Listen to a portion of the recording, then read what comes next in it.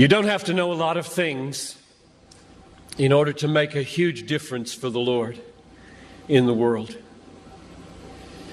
But you do need to know a few things that are great and be willing to live for them and die for them. People that make a difference in the world are not people who have mastered a lot of things. They are people who have been mastered by a very few things that are very, very great. If you want your life to count, you don't have to have a high IQ and you don't have to have a high EQ. You don't have to be smart. You don't have to have good looks. You don't have to be from a good family or from a good school. You just have to know a few basic, simple, glorious, majestic, obvious, unchanging, eternal things and be gripped by them and be willing to lay down your life for them, which is why anybody in this crowd can make a worldwide difference, because it isn't you. It's what you're gripped with.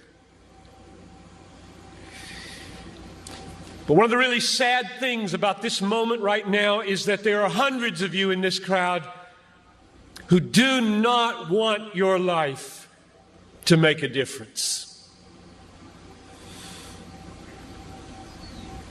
All you want is to be liked. Maybe finish school, get a good job, find a husband or a wife, a nice house, a nice car, long weekends, good vacations, grow old healthy, have a fun retirement, die easy, no hell. And that's all you want.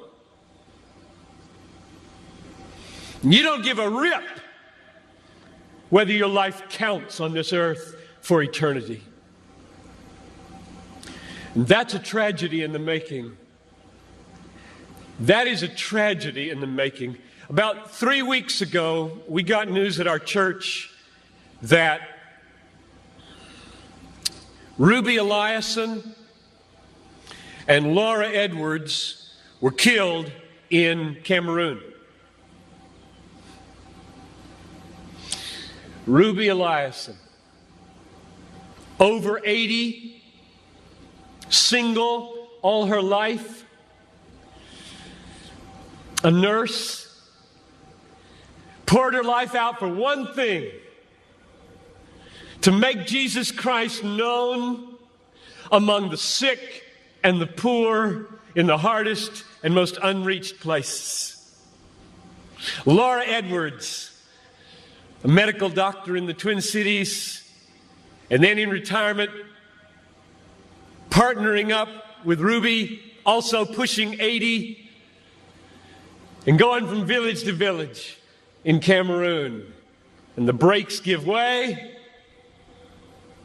Over a cliff they go, and they're dead instantly. And I asked my people, is this a tragedy?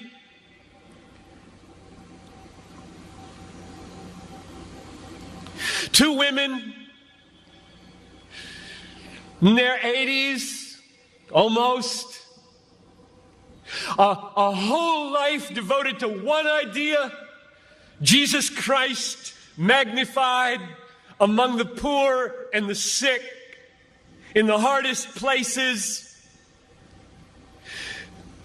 And 20 years after most of their American counterparts had begun to throw their lives away on trivialities in Florida and New Mexico, fly into eternity with a death in a moment. Is this a tragedy, I asked? It is not a tragedy. I'll read you what a tragedy is. I've got a little article here from Reader's Digest. You don't read Reader's Digest, I know that. But there is a generation who does. This is a tragedy. Title of the article, Start Now, Retire Early. February 1998. Bob and Penny took early retirement from their jobs in the Northeast 5 years ago when he was 59 and she was 51.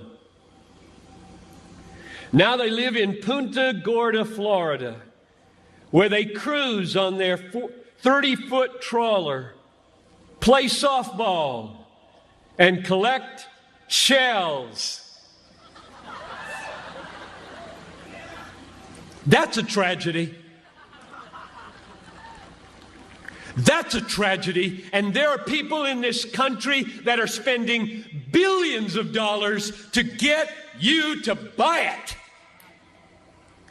And I get 40 minutes to plead with you, don't buy it. With all my heart, I plead with you, don't buy that dream. The American dream. A nice house, a nice car, a nice job, a nice family, a nice retirement, collecting shells.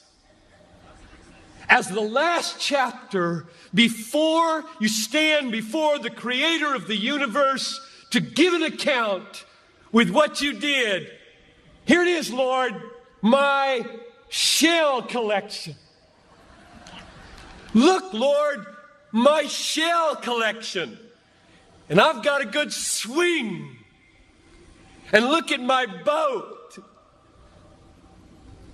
God, look at my boat, God. Well, not for Ruby and not for Laura. Don't waste your life. Don't waste it.